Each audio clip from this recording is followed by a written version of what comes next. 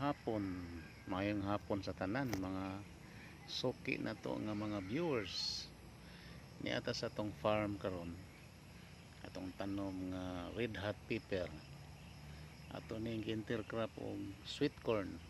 Kita niyo tag-asa kayo atong sweet corn.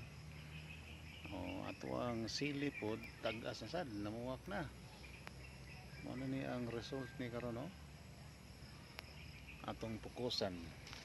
Namuwak na na daghan nagbuwak. So mo na dito padung ato.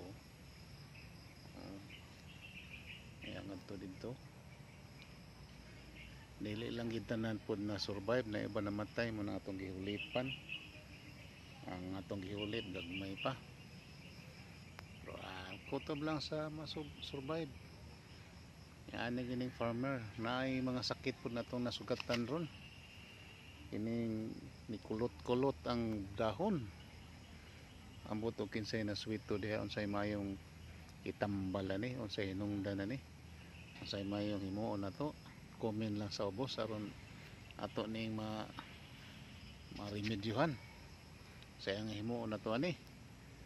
Okay. Bye-bye.